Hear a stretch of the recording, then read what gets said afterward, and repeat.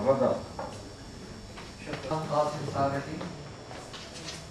أنا مدين له بالشكر بوجه خاص لترجمته العربية الرائعة التي هي المصدر الوحيد بالنسبة لي لقراءة ما كتبه الشيخ نورسي.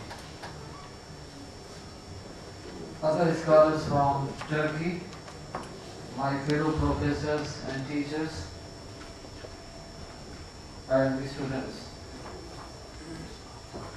The focus of my paper is on some distinct merits of Rasail al-Nur, especially the service to the humanity, Quranic approach of rendering advices to guidance seekers. So I try to confine myself only to the reading of directly relevant paragraphs from this paper. Bismillah ar-Rahman ar-Rahim. Shaykh Badi'uzzaman Nursi was one of the great scholars of the 20th century who devoted himself to the service of Quran by reinterpreting its meanings and aims in a manner which was most appropriate to his time. He was convinced that the difficult time in which he lived was in need of reinterpretation of Quran. He was an icon of exemplary struggle and self-sacrifice for the Islamic cause. To quote Nursi himself, "Now I see clearly that most of my life has been directed in such a way outside my own free will, ability, comprehension, and sallallahu alaihi wasallam.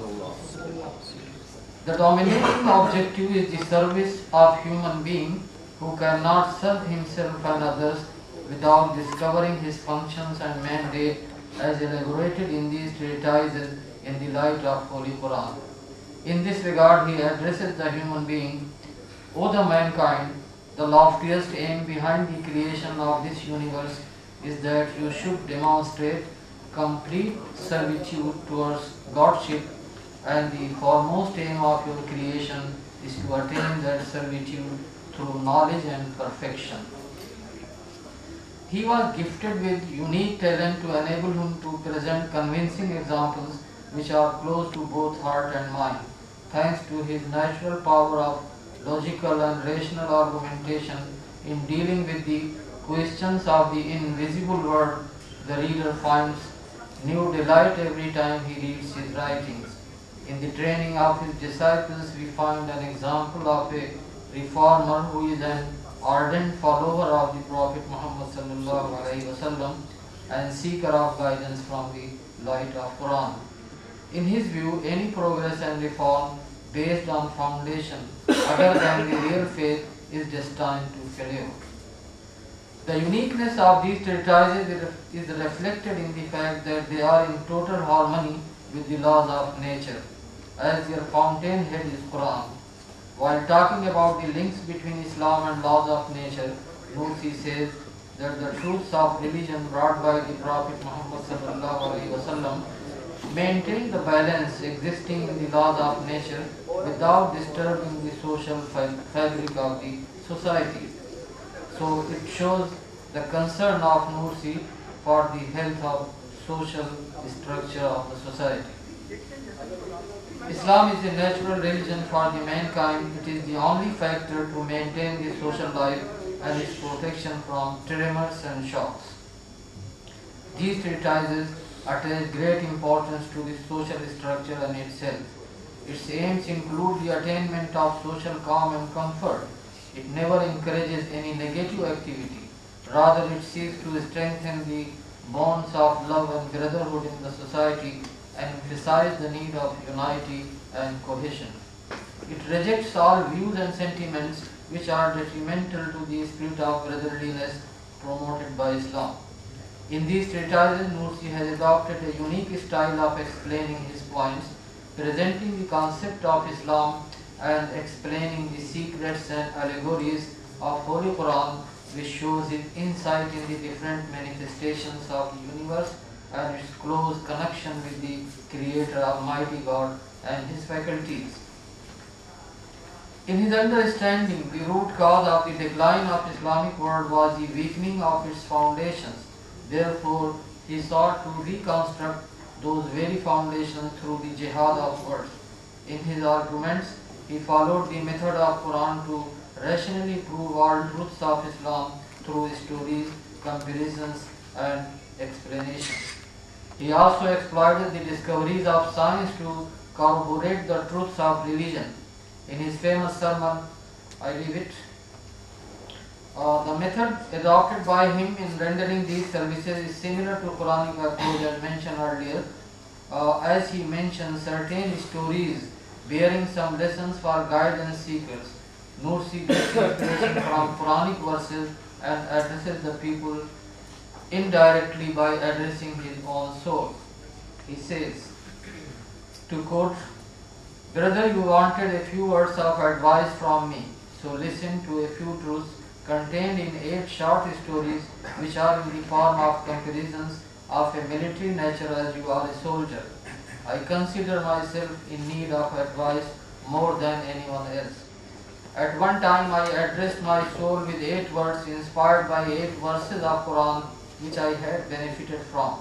My first word starts with Bismillah, as I believe that Bismillah is the start of all things good." Nursi in his words of advice has adopted the same Quranic method of storytelling as he starts every advice with a story. For instance, in order to bring out the great blessings and power of Bismillah, he has mentioned the story of 2 Bedouins moving around in a desert.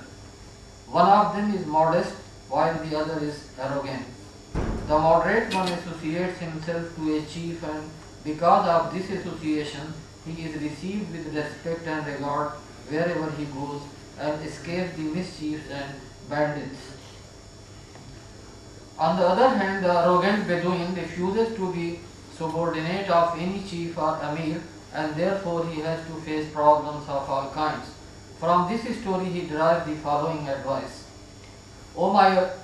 He doesn't address the people directly, instead he addresses himself. "O my arrogant soul, you should know that you are like that Bedouin traveler, while his vast world is like that desert. Your poverty and helplessness are unending. Your enemies and your needs are endless too. As long as the situations remain so, you should obey the real master of this desert and its eternal ruler, so that you may escape the disgrace of begging before the universe and overcome your fear in the phase of events." Nursi in his advice likens the person who says Bismillah while moving around and every time in the morning and evening with a soldier who joins the army and does whatever he does in the name of the army command without any fear, because he is executing the orders and instructions of that command and derives his strength from the strength of his master. So the person who begins all of his actions with Bismillah declares his association with the great Lord, that is God Almighty. So if an ordinary soldier can protect himself from all evils and catastrophes by declaring his association with a sultan or amir with limited authority and powers, then how it is impossible for a person who declares his association with the greatest Lord and Creator of this universe to protect himself from evils and hardships of the life. Nursi emphasizes that our infinite impotence and poverty bind us to an infinite power and mercy. It makes our impotence and poverty a most acceptable intercessor at the court of one all-powerful, compassionate. With great happiness, what great happiness and pleasure one can find in one's belief in God. To explain this point also, Nursi chooses the same medium of story, which can be summarized as follows. Once 2 persons set out on a journey for both pleasure and business. One of them was selfish, self-centered and pessimist, while the other was God-fearing. The first one found all the places which he visited full of agonies and painful situations. Everyone whom he met was to him an enemy and a stranger. On the other hand, the other man, who was devout and fair-minded with fine morals, found all places where he went overflowing with joy and happiness. This fortunate man was pleased and happy at both his own joy and that of all persons around him. At the same time, he was able to do some profitable trade as well. For this he offered thanks to God. After some time he met the first person and having realized his condition told him that it was his inner ugliness which reflected on the outer world, and as a result he perceived even the positive things as negative ones. After narrating this story, Nursi as usual addresses himself. O my soul, know that the first man represents an unbeliever who looks at the world as a house of universal mourning, while the other man is a believer, and in his view, this world is an abode where the names of all merciful are constantly recited, where each living being is a joyful, regular soldier, an honest, contented official, and all voices are glorification of God. The lesson Nursi derives from the above comparison is that belief in God bears the seed of what is in effect a tuba tree of paradise, while unbelief conceals the seeds of zaqqum, a bitter fruit, tree of the hell. He further elaborates by saying, salvation and security are only to be found in Islam and belief, in which case we should continuously say, praise be to God for that religion of Islam and perfect belief. Likewise, while seeking to explain what great profit and happiness lie in worship and what great loss lies in vice and disobedience, Nursi narrates the story of two persons of different nature and belief in a language and a style which are more effective, more comprehensible than any direct method of rendering advices to the guidance seekers. There are many more examples to illustrate the approach adopted by Nursi to make his message understood in its true perspective, for which he chose a method that is close to the human psyche. Thank you very much. Thank you, Faruqi, for this